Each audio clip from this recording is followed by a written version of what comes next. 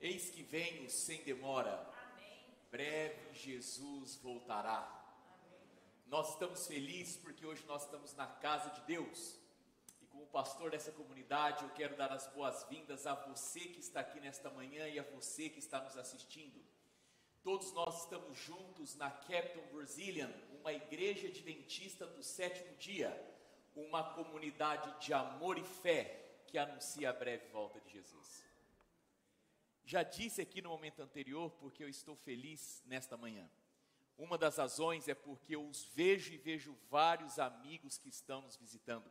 Mas entre aquele momento ali, dos anúncios, dos recados pastorais agora, eu noto aqui da frente alguns rostos, famílias e indivíduos que estão aqui nesta manhã pela primeira vez. Sejam muito bem-vindos.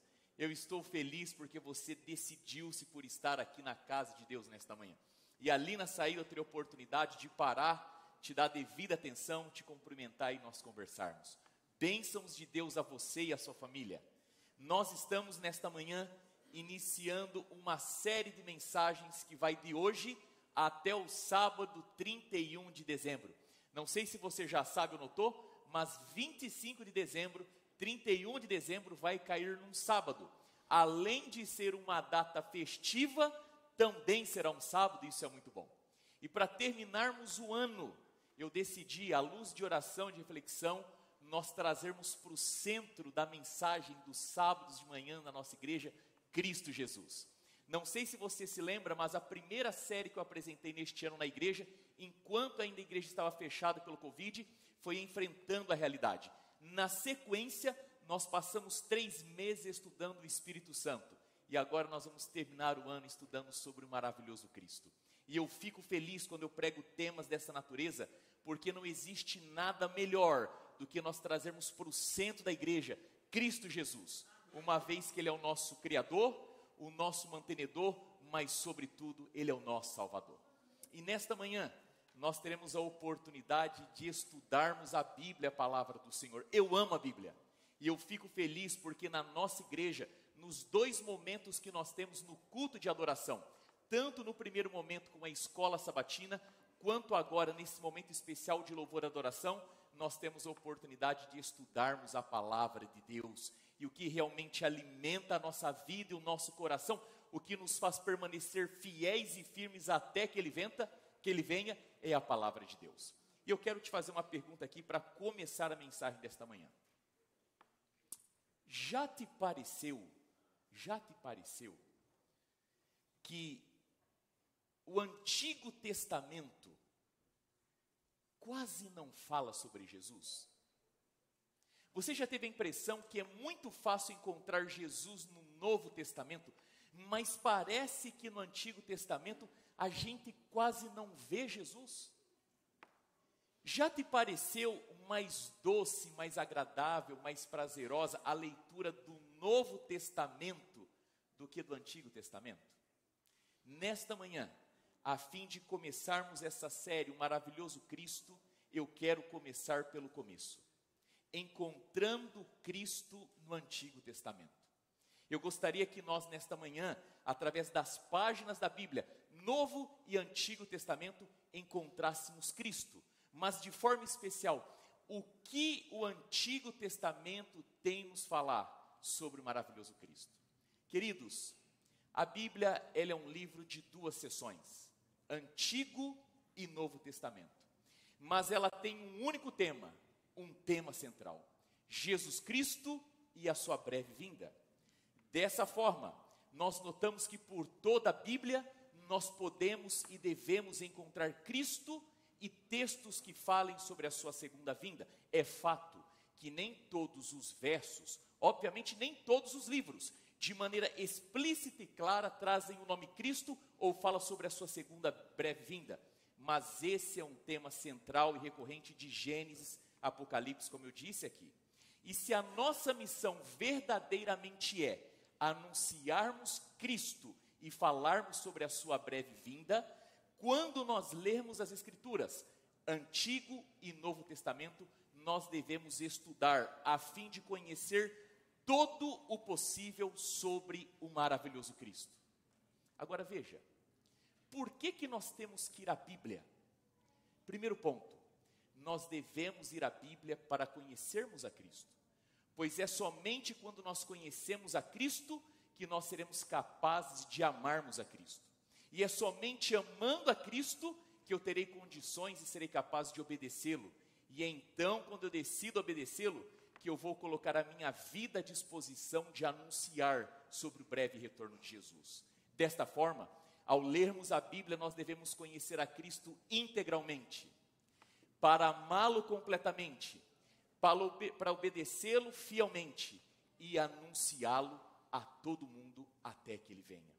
Mas não sei se você já se deparou com a seguinte situação: por que às vezes nós vamos ao Antigo Testamento e nós de maneira clara não percebemos Jesus ali? Alguém aqui já brincou de procurando Wally, Where's Waldo? Imagino que a maioria de vocês, as crianças, viram assim, é óbvio que sim. Esse é um pequeno jogo, uma pequena brincadeira, onde você tem um grande cenário, cheio de coisas e muitas pessoas. E nesse cenário, o seu desafio é encontrar um personagem bem magrinho, de roupas bem engraçadas, com uma boina vermelha. Agora acontece que se você não tem a mínima ideia de quem é o Wally ou Waldo, você não irá encontrá-lo. Se você sabe mais ou menos como ele se parece ou como ele é, você vai gastar algum tempo, mas você irá encontrá-lo com certeza, não é? Mas se você sabe exatamente como ele é e como ele se parece, em frações de segundo você irá encontrá-lo. Por isso da importância de nós sabermos como Jesus se parece e exatamente como ele é, porque é dessa forma que nós seremos capazes de conhecê-lo, amá-lo, obedecê-lo e anunciá-lo. Queridos, se nós no nosso coração não temos fome de conhecimento por Jesus, nós teremos grandes dificuldades para amarmos a Jesus. Se nós não tivermos fome de amarmos a Jesus, nós teremos grandes lutas para obedecermos a Jesus. E se nós não tivermos dispostos a obedecer a Cristo Jesus, nós não iremos cumprir o ID de obedecer à grande comissão de anunciar o Cristo Jesus. Por isso, a ordem deve ser exatamente essa. Primeiro eu devo buscar conhecer a Cristo Jesus, para então amar a Cristo Jesus, para então obedecer a Cristo Jesus, para finalmente poder anunciar que Jesus em breve voltará. No entanto, é muito comum, ou não muito raro, que do púlpito da nossa igreja, ou quem sabe dos livros que nós lemos, nós escutamos sobre muitos assuntos de importância para a vida cristã. Nós ouvimos sobre família, comportamento, finanças, saúde emocional, saúde física, educação de filhos, todos temas importantes para a nossa vida cristã. Mas embora sejam importantes e tenham o seu lugar, todos esses temas sempre serão secundários, porque uma vida cristã abundante, ela necessita de ter como alvo ou centro da mensagem Cristo Jesus. A vida cristã é sobre Cristo. Por isso que todas as vezes que nós apresentamos todos esses temas importantes, mas desconexos ou não alinhados com Cristo Jesus, no final nós temos uma mensagem de pouca influência. Porque o que realmente dá sentido na vida cristã é Cristo. Por tudo aquilo que Ele é, por tudo aquilo que Ele pode fazer em você, por você e através de você. E dessa forma, querido, por mais que a gente possa ter várias regras, leis, instruções, princípios sendo apresentados daqui para uma vida cristã abundante, mas se todos eles forem desconexos de Jesus, todas essas regras, leis, princípios e normas são fracos em si mesmo. Eu gostaria de lembrar você nesta manhã que um limitado conhecimento de Cristo produzirá no seu coração um limitado amor por Cristo Jesus.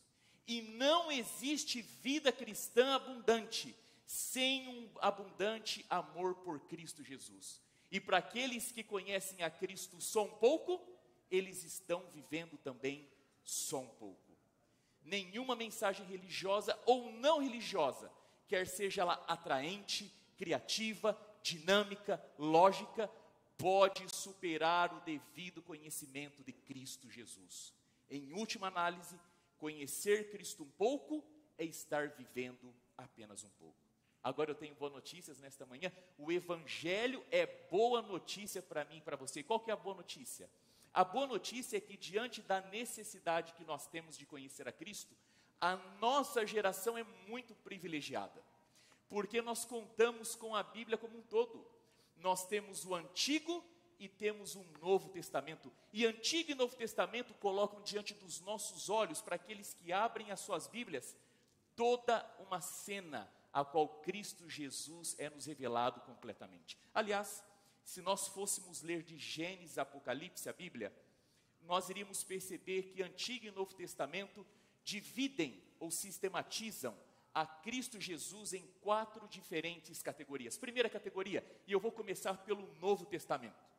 Quando nós vamos ao Novo Testamento, nós observamos Jesus a partir primeiro do seu contexto histórico. Mateus, Marcos, Lucas e João contam da historicidade de Cristo Jesus. Ali a gente consegue perceber desde o seu nascimento até a sua ascensão, qual foi a história do Filho de Deus encarnado andando por aqui. Uma segunda categoria tem que ver com o livro de Atos e as epístolas, que agora apresentam Cristo Jesus na perspectiva teológica. Em Atos e nas epístolas nós percebemos qual é o significado, qual é as implicações teológicas de Cristo, tanto na sua esfera divina, quanto na sua esfera humana. E finalmente no Novo Testamento, lá no Apocalipse, nós notamos Cristo Jesus na perspectiva escatológica. O que os eventos últimos e finais têm que ver com Cristo? Como encontrarmos Jesus, ou vislumbrarmos Jesus no contexto dos eventos finais e antevermos a sua glória? Em outras palavras, o Novo Testamento revela Jesus historicamente, teologicamente e escatologicamente. Mas e o que dizer do Antigo Testamento? E é esse o ponto nessa manhã. Queridos, o Antigo Testamento ele tem uma 4ª categoria. Embora seja a última que eu estou mencionando, não é de forma nenhuma menos importante. No Antigo Testamento nós conhecemos Cristo Jesus profeticamente. O Antigo Testamento de Gênesis até Malaquias está apontando e apresentando a realidade da primeira vinda de Cristo Jesus. E nesta manhã nós vamos ter uma rápida observação sobre Cristo Jesus. Mas mais uma vez eu te pergunto, você já se deparou com a situação de ler o Antigo Testamento e não encontrar Cristo? Por que que isso aconteceu comigo, com você? Ou a gente ouve as pessoas falando, leia o Antigo Testamento, mas não encontra Cristo? Queridos, para que a gente possa responder essa pergunta, a gente tem que deixar que a Bíblia possa falar a nós. Nada melhor num sermão do que a Bíblia falando diretamente a nós. Eu quero convidar você a abrir a sua Bíblia comigo no livro de 2 Pedro. Vamos ao Novo Testamento, livro de 2 Pedro, capítulo 16. Esse livro, ele inclusive leva esse nome porque foi Pedro, alguém muito especial e caro dentro do grupo de discípulos de Jesus, que escreveu esse livro. Queridos, não há de forma nenhuma nenhum tipo de variação em relação ao Antigo para o Novo Testamento. Assim como nós temos muitas revelações de Jesus no Novo Testamento, nós temos muitas revelações de Cristo Jesus também no Antigo Testamento. Eu gostaria de ler com você 1 Pedro, capítulo 1, verso 16 até o verso 18, mas eu vou pedir para que você mantenha a sua Bíblia aberta, porque nós vamos voltar num outro texto aqui.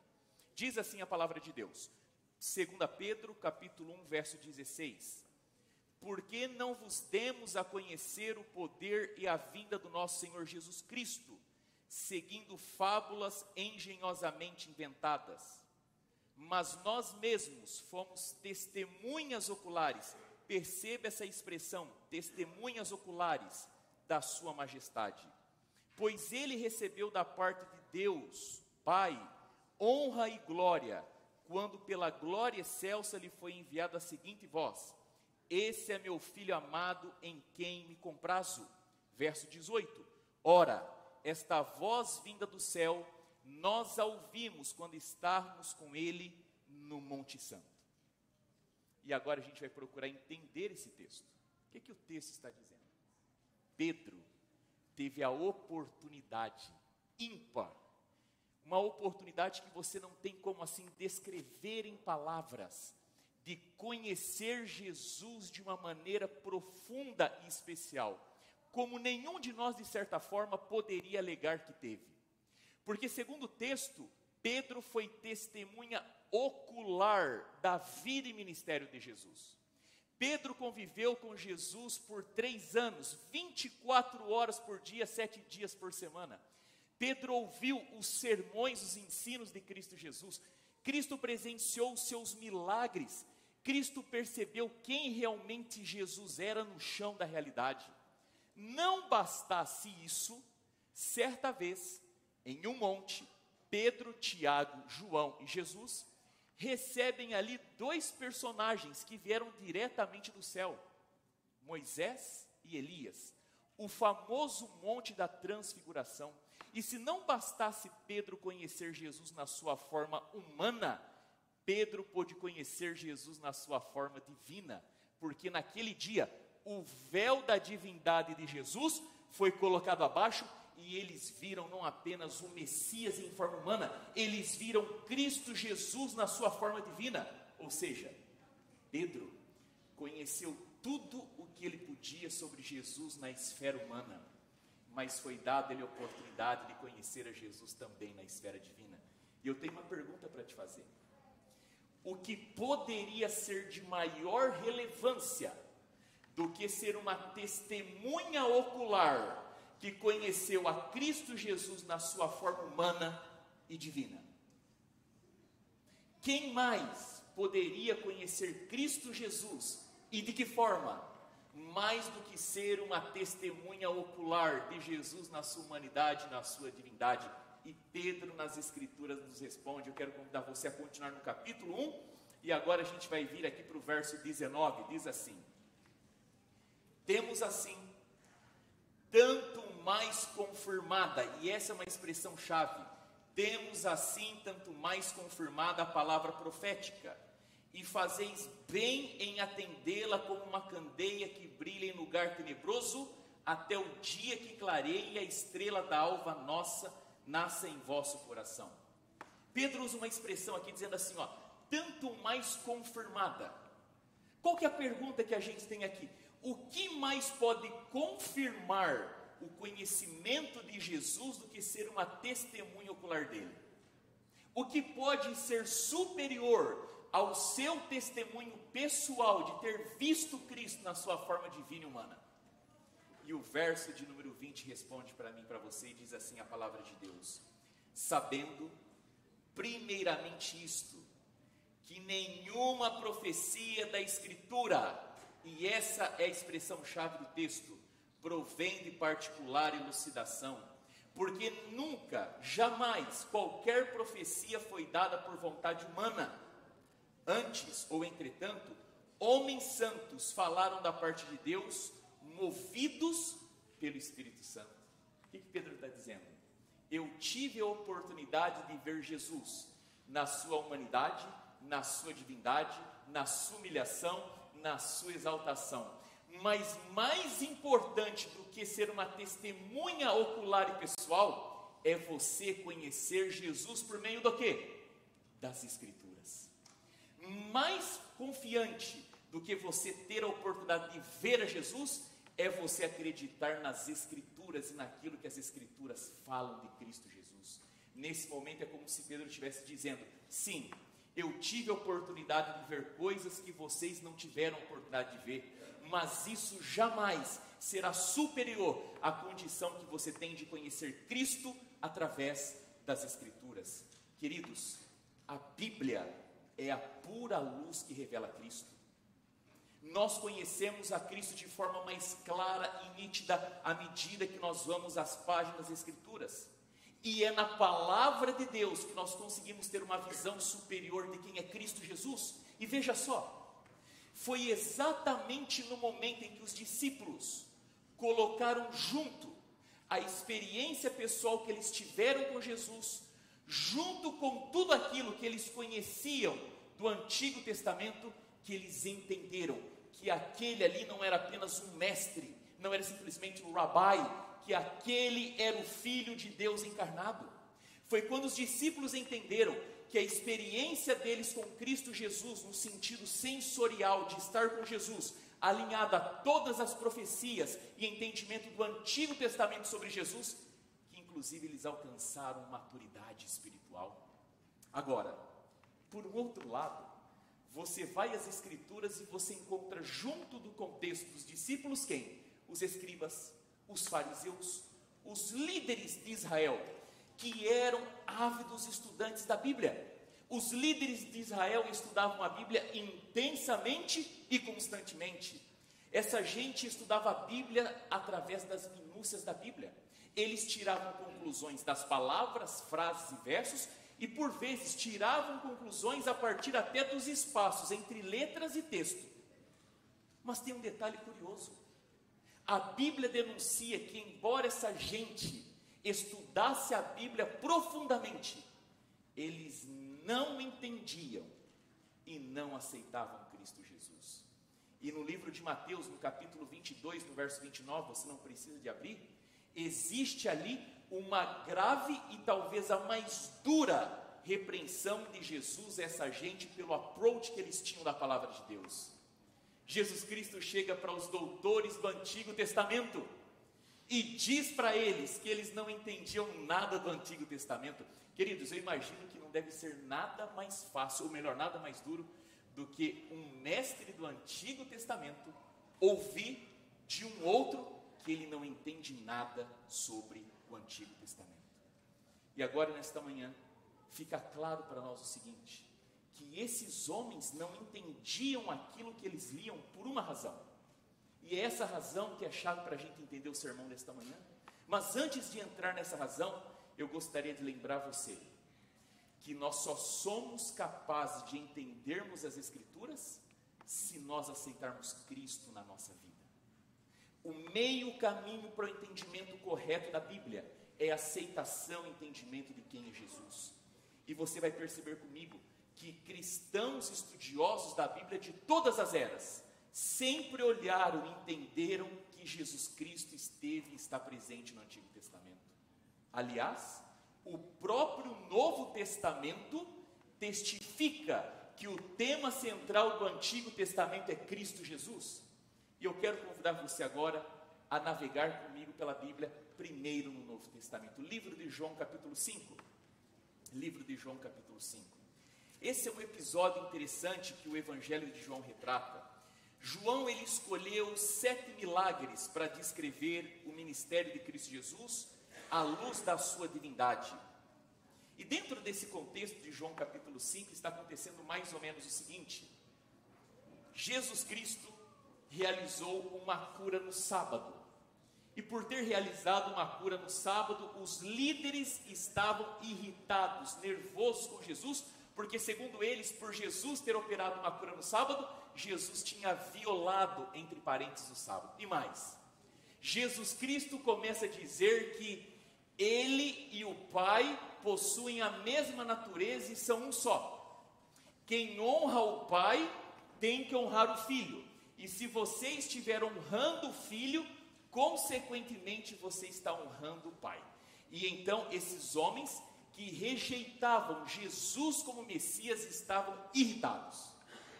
E aí de repente, em João capítulo 5, verso 39, Jesus diz assim: examinais as Escrituras. E antes que eu continue, eu queria lembrar você que essa palavra, o verbo examinar, ele não está no imperativo. Não é Jesus dando uma ordem, examine as Escrituras. Ele está no presente do indicativo de uma ação continuada. Jesus está dizendo: vocês vivem o tempo inteiro e não param de estudar as Escrituras. É isso que Jesus está dizendo. Porque julgas ter nelas a vida eterna, e são elas mesmas que testificam de mim. Contudo, não quereis vir para terdes vida. Queridos, Jesus está dizendo assim, vocês gastam a vida e o tempo de vocês todo estudando a Bíblia, estudando as Escrituras. Mas Jesus faz uma denúncia aqui. Jesus diz que eles, embora estudem as Escrituras, eles não estão entendendo nada sobre as Escrituras, porque essa coisa funciona em ambos os sentidos. Se você não entende as Escrituras, você não consegue aceitar a Cristo. De um outro sentido, se você rejeita Cristo, não tem como você ter um correto entendimento das Escrituras. Essas coisas andam juntas, inseparáveis, inegociáveis. Essa gente aqui não estudava a Bíblia para entender sobre o contexto histórico do povo de Israel, jamais. Eles sabiam que as Escrituras eram um livro espiritual. Eles sabiam que esse livro é um livro vivo. Eles sabiam que a salvação era um tema recorrente nessas páginas. E eles estão pesquisando e estão estudando. E é interessante você pensar comigo o seguinte: se eles estão pesquisando, se eles estão estudando, se eles estão o tempo todo com as Escrituras, isso está indicando duas coisas. A primeira, que eles estão procurando por algo. O que eles estão procurando? Vida eterna. Mas qual que é a segunda coisa que indica essa procura desenfreada? Que eles não têm o quê? Vida eterna. E como pode alguém estudar a Bíblia de ponta a ponta, decorar a Bíblia de ponta a ponta, saber fazer conexões entre textos e não conseguir entender a Bíblia? E esse era o ponto de Cristo Jesus com essa gente. Nunca foi errado estudar a Bíblia. O problema, Jesus diz assim para eles: vocês estudam a Bíblia, mas vocês não conseguem perceber que a Bíblia fala de mim. Vocês não notam que o Antigo Testamento é sobre eu. E se vocês rejeitam a mim, vocês não estão entendendo a Bíblia. E por não entenderem a Bíblia, vocês não conseguem me abraçar como o Senhor e o Salvador de vocês. Queridos, Jesus Cristo está dizendo para eles que se nós não aceitamos a Jesus, não há razão para estudarmos a Bíblia. Mas se estudamos a Bíblia e não estamos dispostos a abraçar a Jesus, esse estudo é em vão. E no verso 45, Jesus diz assim para eles, João 5,45: não penseis que eu vos acusarei perante o Pai. Quem vos acusa é Moisés, em quem tendes firmado a vossa confiança. O que Jesus está dizendo? No grande dia do julgamento, quando todos nós comparecermos diante de Deus o Pai, eu, Jesus, não vou ser testemunha de acusação de nenhum de vocês. No dia que nós comparecermos diante do Pai, eu inclusive não vou condenar nenhum de vocês.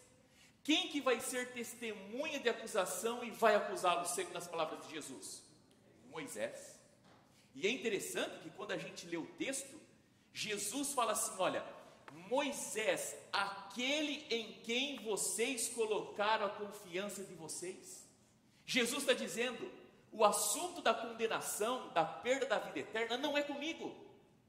Eu não vou nem acusá-los de nada, muito menos condená-lo. Quem vai fazer isso é Moisés. E veja que está escrito no verso 46: porque se de fato cresse em Moisés, também creríeis em mim, porquanto ele escreveu sobre quem?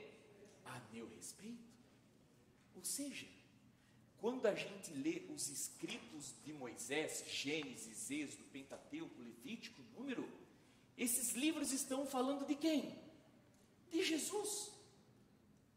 Esses livros do Antigo Testamento estão aí para revelar a quem? Cristo Jesus. Por isso, uma leitura correta do Antigo Testamento é impossível e inegável que nós vamos nos deparar com o maravilhoso Cristo. Porque o Novo Testamento testifica nas palavras de Jesus e nos homens inspirados que escreveram o Novo Testamento, que o Antigo Testamento é todo sobre quem? Cristo Jesus. Cristo Jesus. Agora, queridos, no verso 46, a gente percebe que aqui é um pact deal. É como se Jesus estivesse dizendo assim para nós nesta manhã: quando você for ler o Antigo Testamento, coloque lentes nos seus olhos de modo que você possa me enxergar. E me enxergando no Antigo Testamento, procure notar e perceber que, como palavra de Deus, o Antigo Testamento não tem uma outra função senão em me anunciar. Mas eu gostaria de usar um segundo texto. E esse é um tanto quanto mais interessante, eu tenho certeza que você vai gostar desse, porque para muitos de nós ele é um texto quanto controverso. Lucas 16. E você vai ver comigo que esse texto é uma parábola, não é tão controverso quanto aparece para nós muitas vezes. Lucas 16 é uma parábola criada por Cristo Jesus. E eu preciso dar uma informação chave aqui, preste atenção. Toda parábola é uma invenção. Ela carrega elementos reais, mas ela também carrega elementos fictícios. É uma mistura de coisas reais com coisas não reais. E toda parábola, ela sempre aponta para algo maior do que os seus elementos. Nessa parábola aqui, existem elementos reais, mas existem elementos que não são reais. E o propósito dessa parábola é apontar para alguma coisa maior do que os seus elementos e os seus personagens. E eu preciso deixar claro, e se você tiver alguma dúvida, eu posso responder ao final. Não existe vida após a morte, nem no sentido de você ir para um paraíso, nem no sentido de você ir para um inferno. Essa parábola não está falando sobre vida após a morte no paraíso, nem vida depois da morte no inferno, ok? Qualquer dúvida, depois no final a gente pode conversar. Vamos lá. Essa parábola tem 3 personagens. Um homem rico, que morava bem, se vestia bem e comia muito bem. Um homem pobre, é dito o nome dele aqui, Lázaro.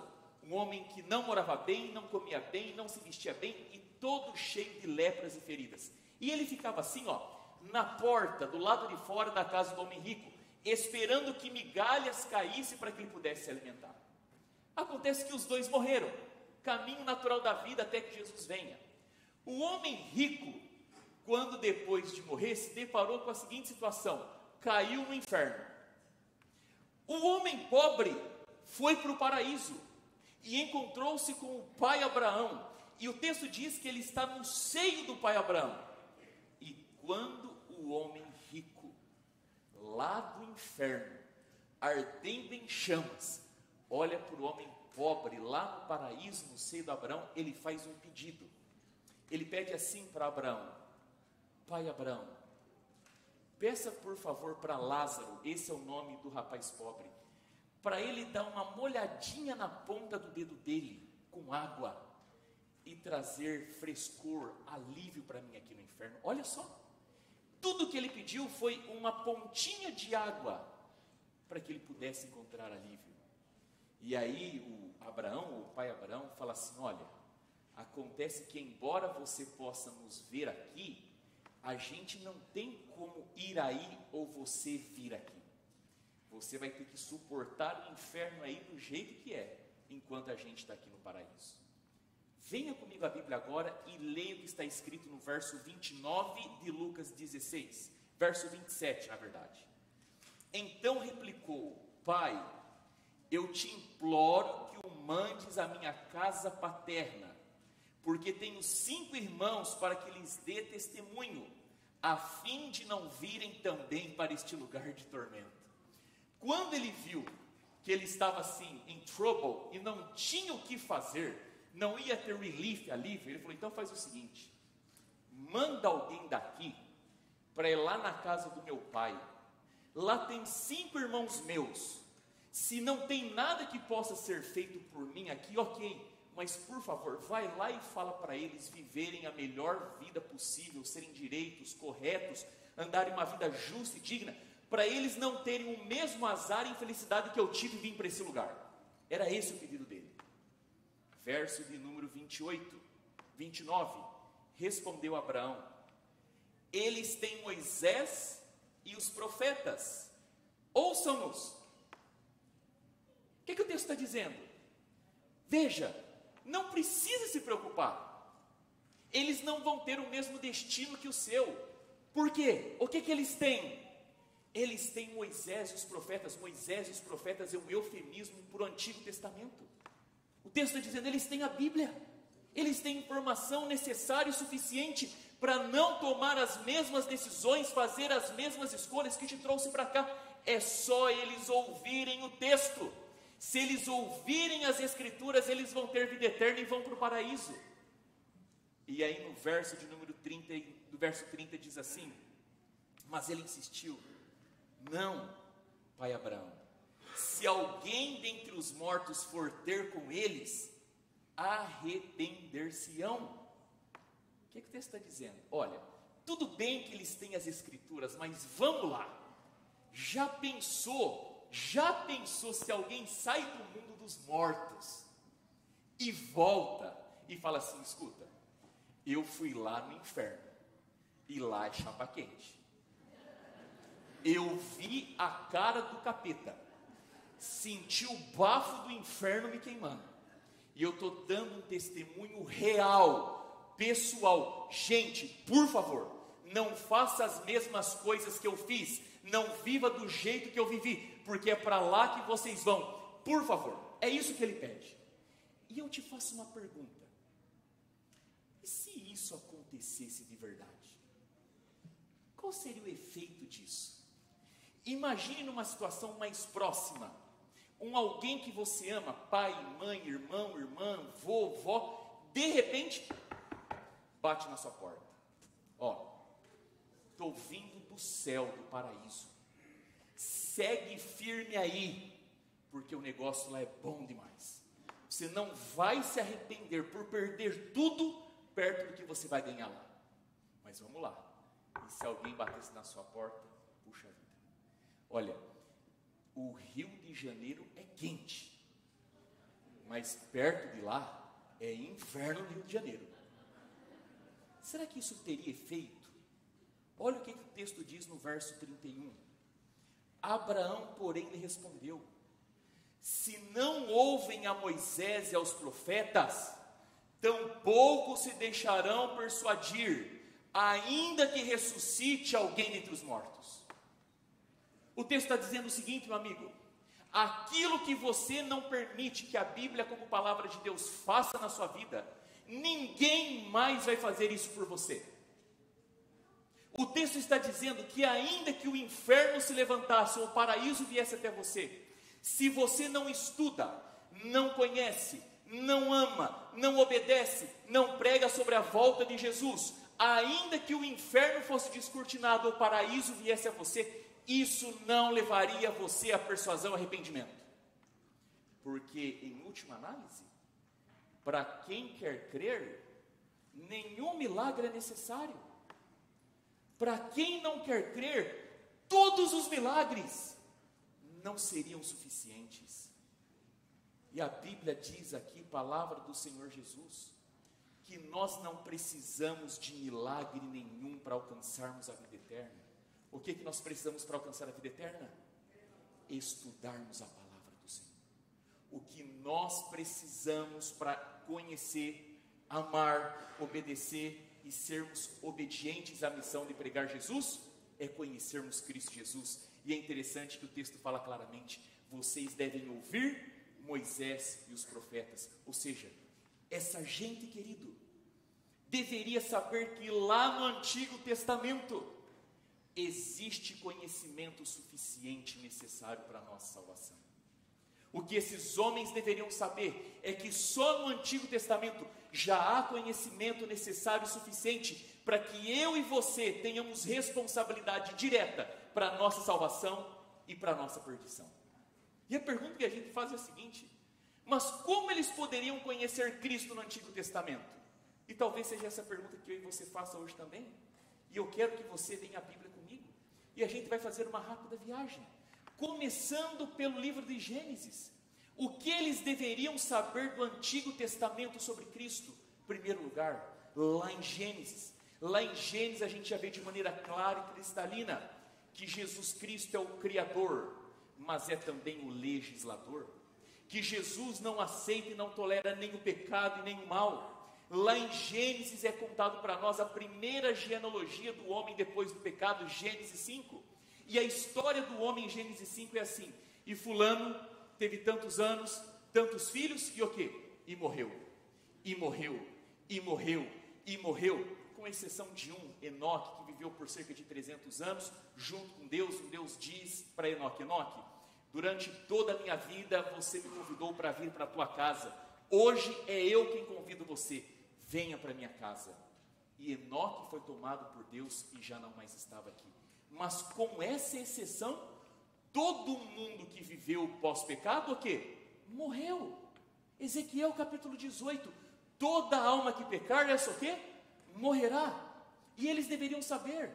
E eles deveriam saber também, queridos, que a condição do homem é uma condição de um ser caído. Nós nos dirigimos diretamente para a morte de modo natural. Eles deveriam saber que Deus trata o pecado de forma tão severa, que em Gênesis 6 e 7, Deus decidiu inundar a terra toda debaixo de água. E ali Deus fez juízo, e apenas foram poupadas 8 pessoas, Noé e os seus demais familiares. Eles deveriam saber do Antigo Testamento que Deus se diz e se apresenta em Isaías 6 como santo, santo, santo. E em Levítico é nos dito que nós somos chamados a sermos santos como o nosso Deus é santo. Eles deveriam saber pelo Antigo Testamento que o homem é chamado a arrependimento. Quando Jonas chega lá em Nínive, qual que é a mensagem que Jonas tem para os ninivitas? Arrependimento. Vocês devem se arrepender dos vossos pecados. E a gente vê isso no Antigo Testamento, por exemplo, em 2 Crônicas 7,14. Se o meu povo que se chama pelo meu nome se humilhar e orar, buscar a minha face e se afastar dos seus maus caminhos, eu perdoarei os seus pecados. Rasguem o coração e não as vestes. Eles deveriam saber pelo Antigo Testamento que o nosso Deus é um Deus que provê graça salvadora. Eles deveriam saber, queridos, que inclusive a graça de Deus se estende de geração para geração. Porque eu sou misericordioso, Êxodo 22, 27, farei passar toda a minha bondade diante de ti, Êxodo 33, verso 19, porque se vós se converterdes ao Senhor, os vossos irmãos e os vossos filhos acharão misericórdia, 2 Crônicas 39. Eles deveriam saber pelo Antigo Testamento que Deus é um Deus perdoador, lançará todos os nossos pecados nas profundezas do mar, Miqueias 7,19, é Ele quem perdoa todas as suas iniquidades, Salmo 103, verso 3, eles deveriam saber pelo Antigo Testamento que Deus está disposto a tirar o nosso coração de pedra e nos dar um coração de carne, segundo o que diz em Ezequiel 36, 26, dar-vos-ei coração novo, tirarei de vós o coração de pedra e vos darei coração de carne. Eles deveriam saber que a salvação é acessível a todo pecador que pede pela fé ou com fé. Abacuque 2,4, e o justo viverá por quê? Pela fé. Não é à toa que em Hebreus 11, na galeria dos heróis do Antigo Testamento, todos se tornaram heróis, não por causa de si, mas apesar de si, pela fé. Eles deveriam saber também, queridos, que apenas Deus, e tão somente e exclusivamente Deus, pode declarar um pecador justo. Justiça só vem do Senhor. Eles deveriam saber, olhando a história de Abraão, Gênesis 15, verso 6, e Abraão creu e foi imputado na vida dele justiça. E isso tudo está no Antigo Testamento. Esses homens, queridos, também deveriam saber que justificação pela fé, reconciliação e perdão só pode ser obra de Deus na nossa vida. Mas como eles poderiam saber disso? 3 exemplos. Quando Adão e Eva pecam, olham um para o outro e se percebem nus. O que eles fazem? Vão atrás de se esconderem de Deus? A partir desse contexto de vergonha que eles têm um do outro, se vestem com folhas de figueiras. Criaram um grande problema e estão tentando resolver o problema com as próprias mãos. Quando Deus os encontra, Deus ali no Jardim do Éden, pós-pecado, mata um animal. Primeira vez que sangue é derramado, com as peles dos animais, Deus os cobre. Ali entra em ação o princípio da substituição. O pecador, para resolver o problema do pecado, não pode contar com as obras das suas mãos. É necessário um substituto que resolva o seu problema. Caim e Abel vão oferecer sacrifício, mas é o sacrifício de um apenas que é válido. É o sacrifício que denota a substituição de um animal pelo pecador com pleno derramamento de sangue inocente. E e o grande clássico exemplo de Abraão novamente. Livro de Gênesis, capítulo 22, Abraão encapsula junto com seu filho a ideia da substituição. Quando Abraão está na iminência de matar a Isaque, vem Deus e fala: Abraão, não precisa, aqui está o animal, ele vai substituir. Lembrando a você, querido, que nenhum animal poderia cumprir todas as exigências da lei de Deus. Todos aqueles animais apontavam para um sacrifício que seria perfeito. E quando em João capítulo 1, verso 29, João Batista vê Cristo Jesus, ele diz: eis, esse é o Cordeiro de Deus que vai tirar o pecado do mundo. E eles deveriam saber tudo isso pelo Antigo Testamento. Eles deveriam abrir mão das obras das suas mãos a título e a fim de salvarem a si mesmos. A Bíblia diz lá para nós em Isaías 53, verso 11: o meu servo, o justo, com o seu conhecimento, justificará muitos, porque as iniquidades deles levará sobre si. Não são as obras das nossas mãos que nos salvam, mas é o fato de Jesus tomar toda a nossa culpa e os nossos pecados sobre si. No entanto, eu preciso fazer um parênteses aqui. Veja, legalismo não é você procurar seguir estritamente a lei de Deus. Isso não é legalismo. Legalismo é você procurar seguir estritamente a lei de Deus, achando que por isso você vai se salvar.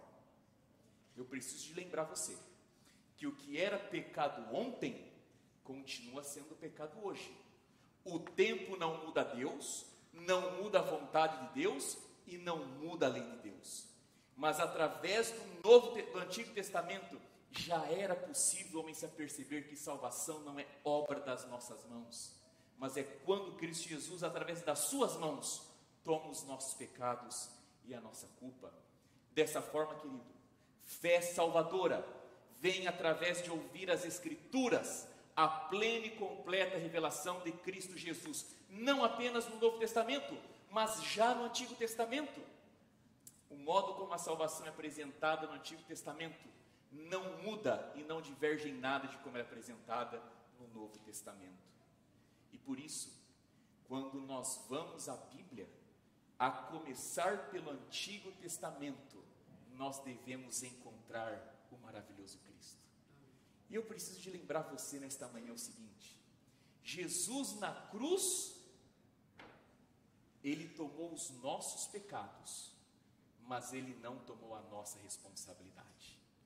É responsabilidade minha e sua, intransferível e inegociável, conhecermos a Cristo Jesus através das páginas da Escritura.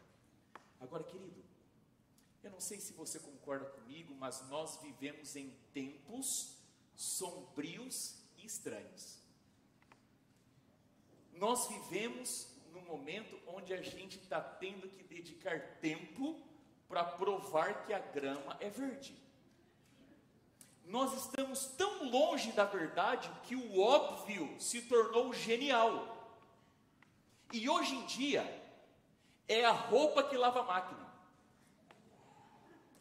é a pipa que empina a criança, e é o poste que faz xixi no cachorro.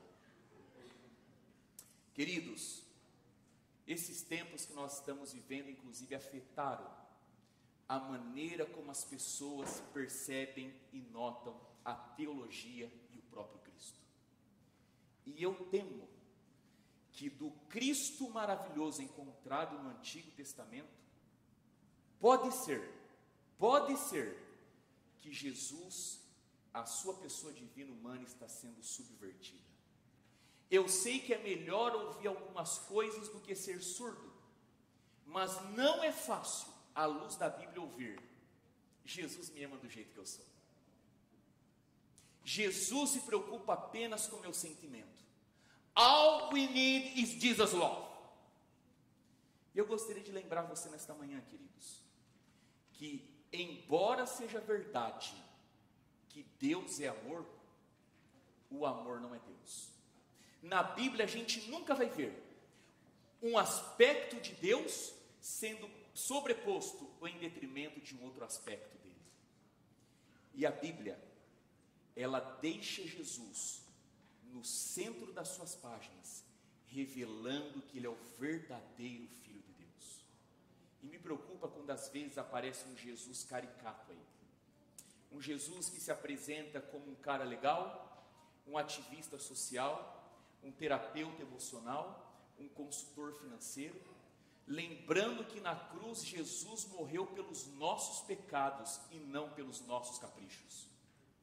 Queridos, eu me lembro que certa vez, eu tenho certeza que isso não foi maldade, foi apenas o reflexo de um coração simples. Em algum momento no meu ministério, em algum lugar, alguém disse assim para mim: pastor, a gente não quer saber de teologia profunda. A gente quer uma coisa mais simples, mais prática, que resolva os nossos problemas. E aqui eu vou me valer de um personagem um tanto quanto conhecido. E eu espero que especialmente os adolescentes e jovens o conheçam e leiam dos seus livros. C.S. Lewis. 2 livros que você não pode deixar de ler entre a sua adolescência, juventude e vida adulta: As Crônicas de Nárnia, Cristianismo Puro e Simples, Mere Christianity. Vem da sua cama, mas não fique sem esses 2 livros. Nesse livro, Cristianismo Puro e Simples, o C.S. Lewis retrata uma situação da qual ele estava se apresentando para o Royal Air Force, lá na Inglaterra. Ele estava falando sobre os aspectos sistemáticos da Bíblia em torno da pessoa de Jesus. Teologia pura, hebraico, grego, interpretação de texto, toda essa coisa mais elaborada e trabalhada. E de repente, um piloto levantou e falou: para, chega. Um homem muito duro. Falou: é o seguinte, eu sou religioso, eu creio em Deus, creio na Bíblia, mas a gente não precisa desse tanto de coisa, dessa coisa difícil, a gente não precisa disso. Eu, inclusive, tenho a minha experiência com Jesus. Um dia eu estive lá no deserto sozinho e eu sentia Cristo comigo. Eu tenho uma experiência com Cristo Jesus, eu não preciso de nada disso. E o C.S. Lewis, no livro, ele desenvolve uma resposta a esse tipo de situação. Quando a gente coloca em conflito a experiência pessoal junto com a questão doutrinária.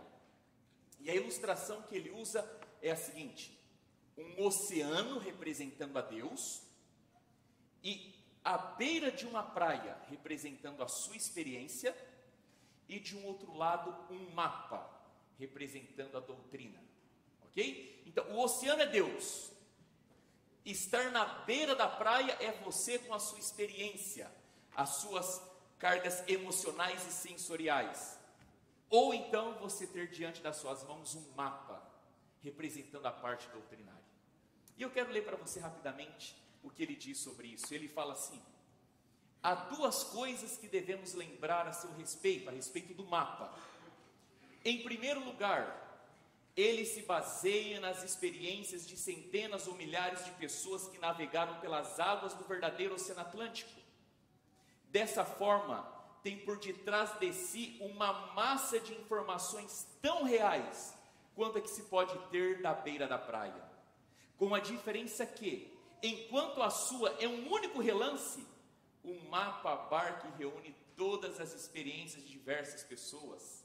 Em segundo lugar, se você quiser ir para algum lugar, o mapa é absolutamente necessário.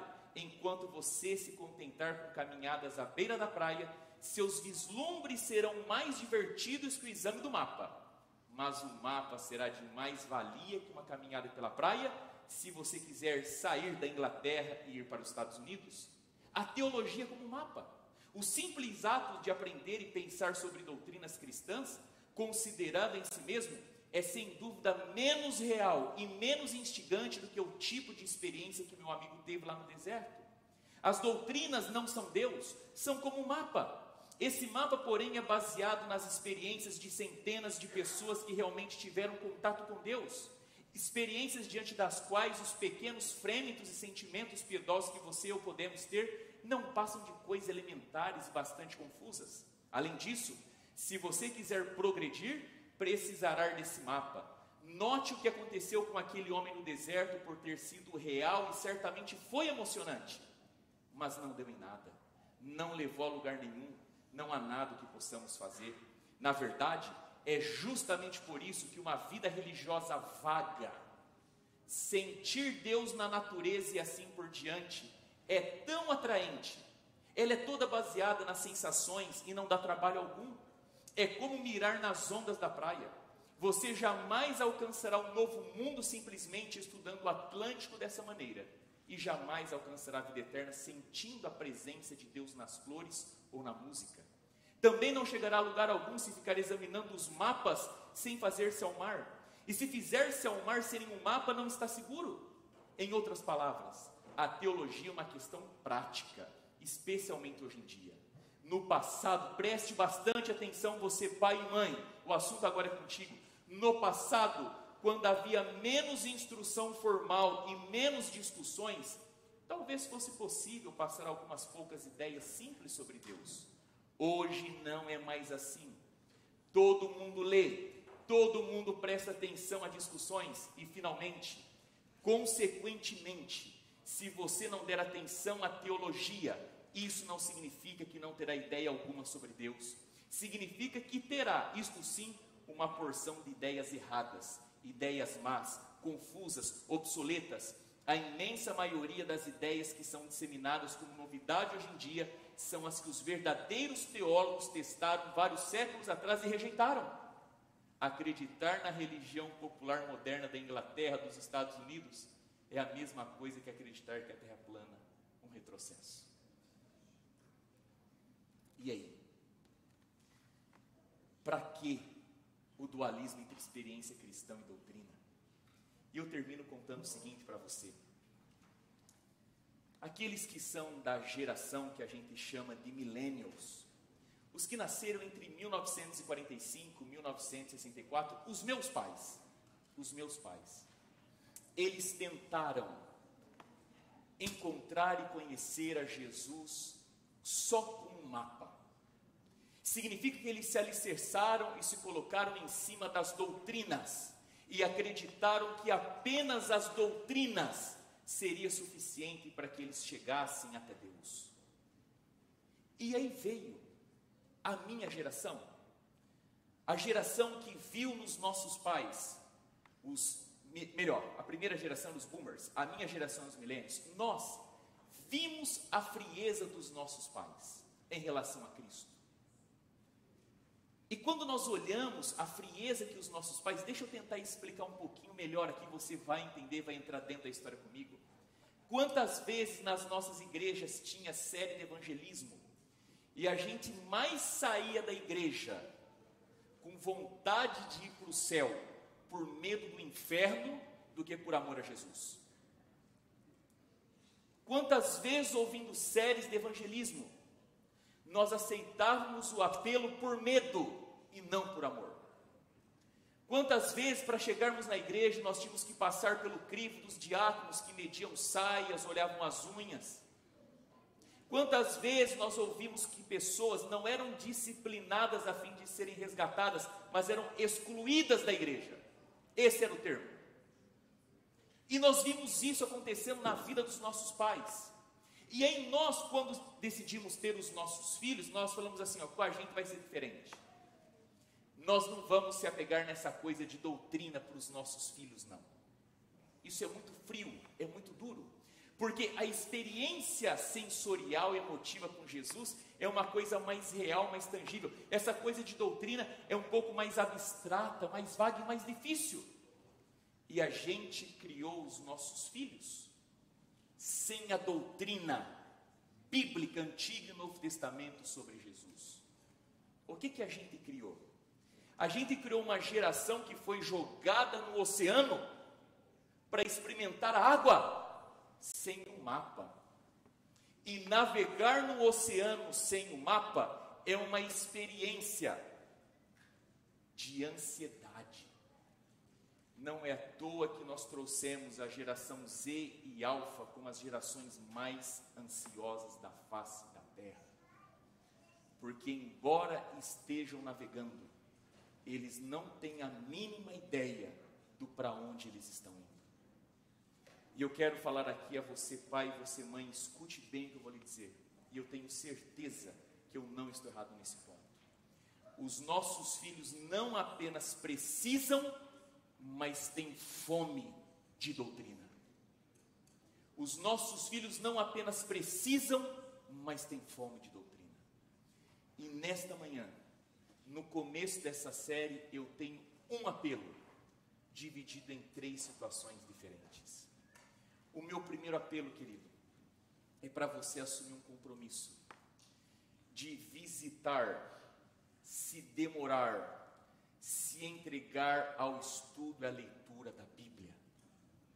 As nossas experiências contam e têm o seu lugar, mas mais do que ser uma testemunha ocular de um fato de Deus, nós vamos encontrar Cristo revelado nas páginas das Escrituras Sagradas, Antigo e Novo Testamento. E o meu primeiro apelo é nós assumirmos um compromisso de estudarmos a Bíblia para encontrarmos Cristo Jesus. Não que Ele esteja perdido, nós é que por vezes estamos desorientados. Um segundo apelo: muitos de nós estamos tentando melhorar a nossa condição de vida nesse país. Viemos para cá com poucas malas nas mãos, mas uma bagagem de expectativa muito grande no coração. Olhamos para essa terra e pensamos: é aqui que eu vou prosperar, é aqui que eu vou crescer, é aqui que eu vou construir uma família nova, um futuro diferente. E ok, por isso você está no lugar certo. Mas não faça isso, uma viagem, uma aventura no oceano da vida, sem um mapa, que te dá as instruções, as leis, a prática correta de como ter uma vida abundante. E eu repito a você, não existe vida cristã abundante sem um amor abundante por Cristo Jesus. E o meu terceiro apelo é para os pais e mães da nossa igreja. Queridos, nós devemos retornar ou restaurar a doutrina de Cristo para o seu devido lugar no coração dos nossos filhos. Nós devemos dar para os nossos filhos um mapa da realidade, a fim que eles possam experimentar a Deus de maneira como Ele realmente é, e não como fábula da invenção do espírito do nosso tempo. Querido pai, querida mãe, repito, Deus levou os nossos pecados na cruz, mas não levou a nossa responsabilidade. Continua sendo responsabilidade nossa o estudo da Bíblia e o ensino da Bíblia para a nossa família e para os nossos. Nesta manhã o quinteto One Voice, eles irão cantar uma música. É uma música cristocêntrica, que exalta e coloca no centro Cristo Jesus.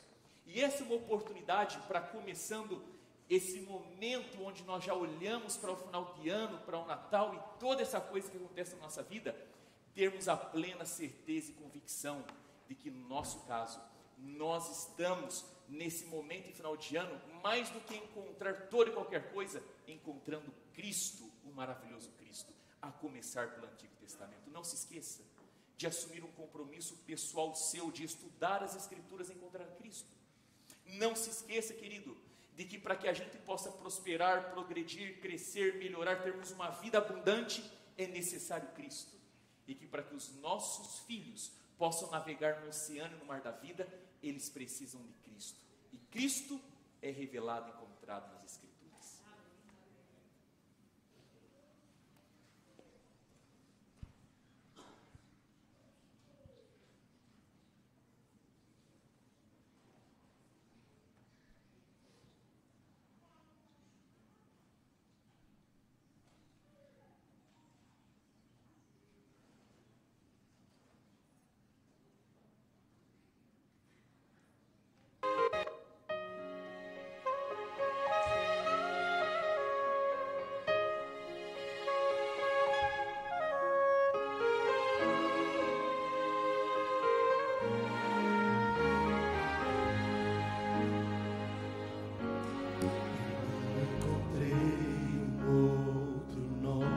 Igual a esse,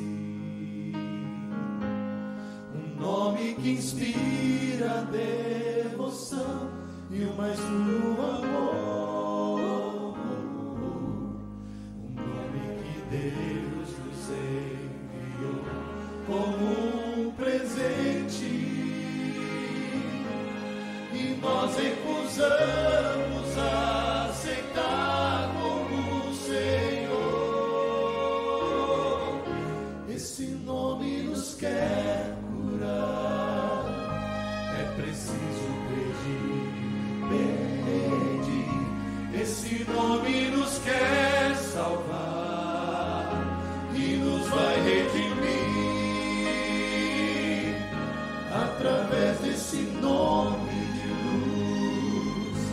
recebemos virtude da cruz. Esse nome bendito é Cristo Jesus.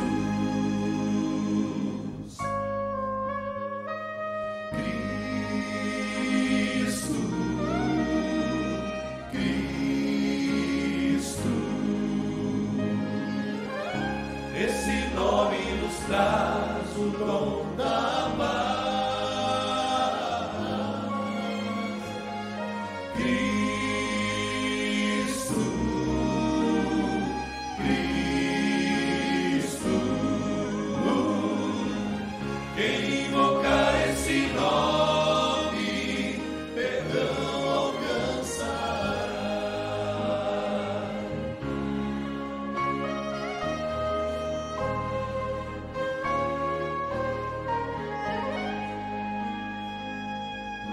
Você pode fingir que não precisa desse nome, ou pode fugir pra não querer esse nome escutar, mas não vai conseguir fazer com que ele te abandone. Esteja onde estiver, o seu amor vai me encontrar.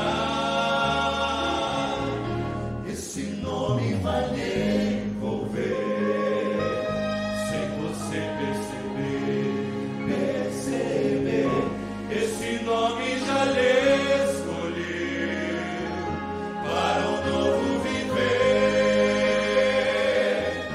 muito além deste céu tão azul, ao lugar onde tudo vê luz, e o centro da glória é Cristo Jesus.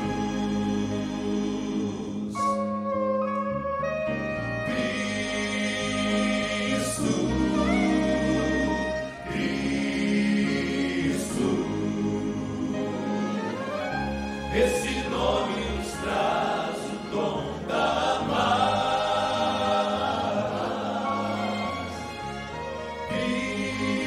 Cristo, Cristo. Quem invocar esse nome, perdão alcançará.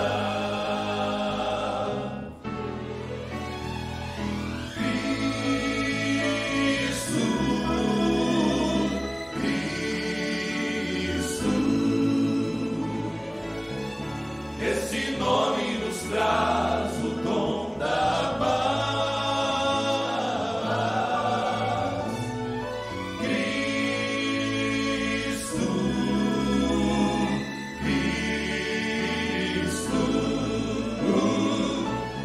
Quem invocar esse nome, perdão alcançará. Quem invocar esse nome, perdão alcançará.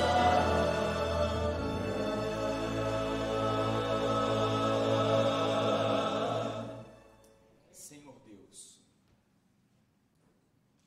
o Senhor revelou nas Escrituras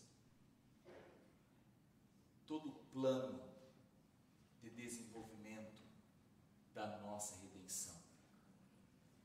E isso começou com Cristo como nosso Criador.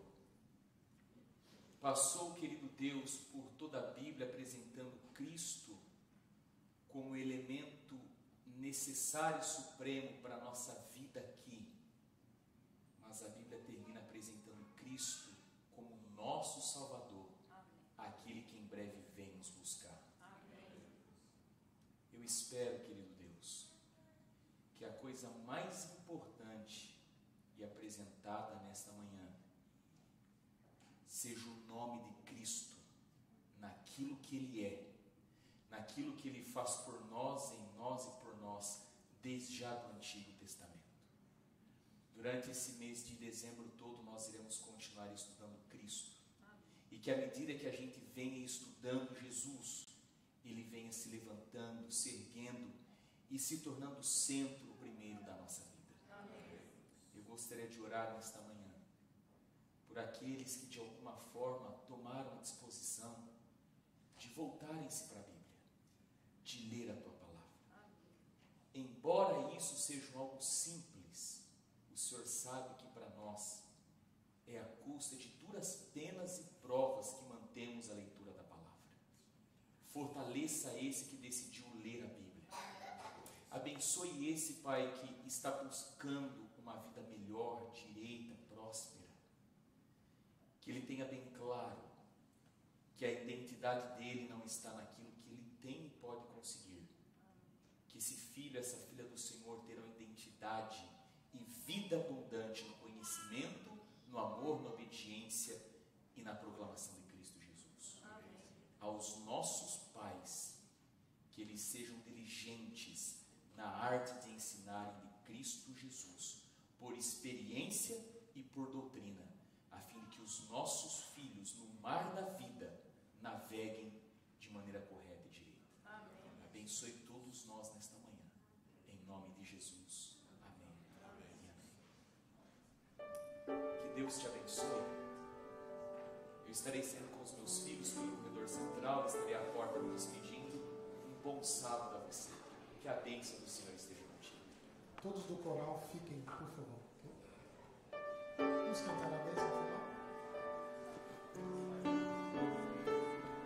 Que a graça de Jesus e a comunhão do Pai esteja